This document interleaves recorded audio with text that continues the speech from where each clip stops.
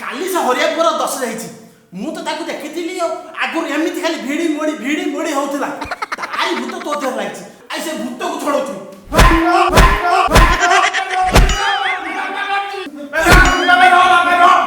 बाबा मोटी से हरियापुर आपको किछि लागिनी गाड़ी गाड़ी में हाथ तो खुली छले हां कहलियो हरियापुर लागिनी ना आ तो इति भिड़ी मोड़ी होउछु कोन भाई बाबा हरियापुर भूत किछि न पबजी खेलछि बरा कोन कहलु पबजी कोजी पबजी माने पबजी खेलुची विश्वास करबनी सैनिक हे कोन हबो सैनिक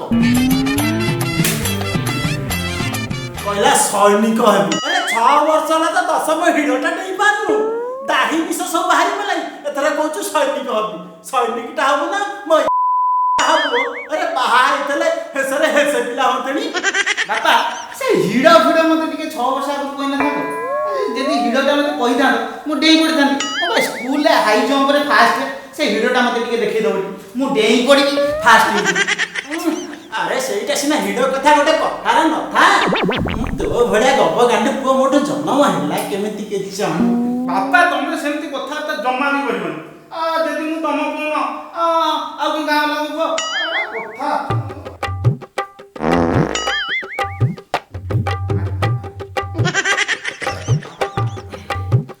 की कोरोना हला के जानी मुंडरे गोटे चड़क पड़ला आगुरु पिला माने मोबाइल धरले बातर हाई जानती एबे सरकार कहूचे पिला माने मोबाइल रे पाठ पढ़े ना ता पढ़ी एट देखो ना मोबाइल रे खेली एटी बातर हाई गलानी देस मोबाइल मोबाइल अरे मो लुनाटा को बिकी की तो पे गोटे सेकंड हैंड मोबाइल आइली 5000 कहूतला जे नाही करके मु 2000 टका आइली पाठ पढ़ी कोन मोबाइल धरी खेलुछु सेकंड हैंड सेइति पे जेतले मु मारिया को जाउची से खाली झुंटुची आ सेकंड हैंड सेइति खाली हां ए तू बेसी अगल बगल कथा कहना पेटटा टी काटी दोची कोन पापा ए एटी छिड़ा हैता आबलो मु जाई के खाली बाथरूम रे आछी पापा टिके मोबाइल देना खा मोबाइल कोन मु बाथरूम रे आछे तो कथा बुझुची टिके पापा रही जा पापा ए बाबा टिके देगी जा ए चिकन डिनर टा हे जो बापा टिके दे हो रे बाबा तो मोरी स्कूल ले पढुछु तो सोशल ले पढुछु मु कोन सुनिए बे मोबाइल ले पाठ पढा बदलले पबजी खेल होची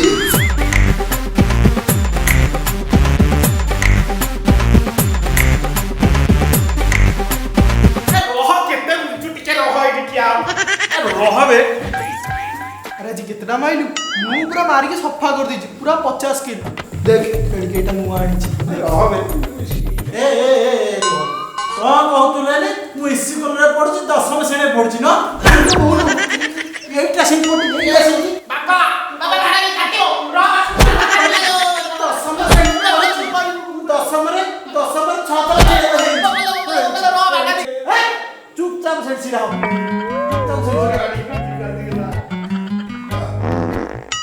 लागला लौचे सेट जा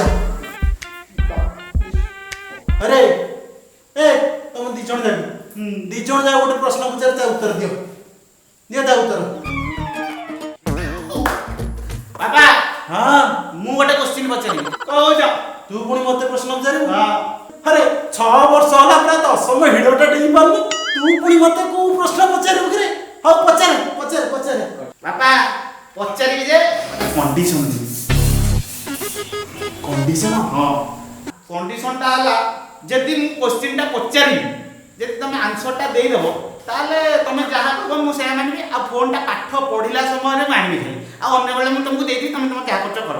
କିନ୍ତୁ କିନ୍ତୁ ଯଦି କ୍ୱେଶ୍ଚିନ୍ ର ଆନ୍ସରଟା ନ କହିପାରିଲ ତେବେ ମୋ ପାଇଁ ଗୋଟେ ନୂଆ ମୋବାଇଲଟେ କିଣିବ। ମୋତେ ପବ୍ଜି ଖେଳିବି ନାହିଁ।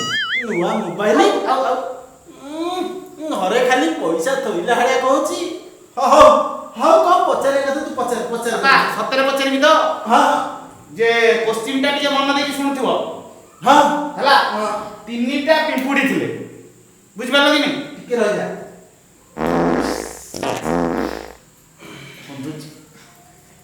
ବାପା ପଚାରିଲି ଆଉ ଛାଡ଼ିବନି। ନାଇଁ ତିନିଟା ପିମ୍ପୁଡ଼ି ଯାଉଥିଲେ ହେଲା କି ନାହିଁ? ଆଗ ପିମ୍ପୁଡ଼ି କହିଲା ମୋ ପଛରେ 2 ଜଣ, ପଛ ପିମ୍ପୁଡ଼ି କହିଲା ମୋ ଆଗରେ 2 ଜଣ, ଆଉ ମଝି ପିମ୍ପୁଡ଼ିଟା କହିଲା ମୋ ଆଗରେ 2 ଜଣ ଆଉ ପଛରେ 2 ଜଣ। ଉତ୍ତରଟା କ'ଣ ହବ କହିଲା?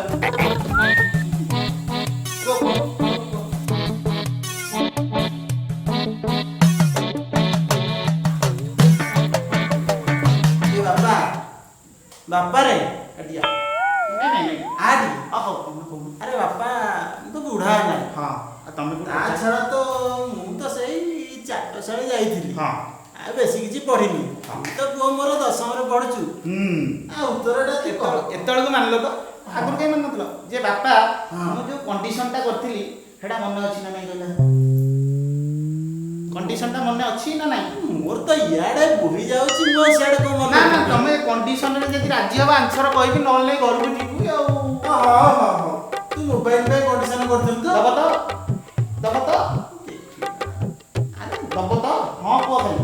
ହଁ କହିଲେ ପଇସା ପତ୍ର ତ ପାଖରେ ନା ନା ଏତେ କଥା ଲମ୍ବା ହଉନି। ମତେ କୁହ ଦବନି ନହେଲେ ଆନ୍ସର କହିପାରିବିନି। ହଁ ଦେବି ଦବ ତ? ଆରେ ମଝି ପିମ୍ପୁଟା ମିଛ କହିଥିଲା।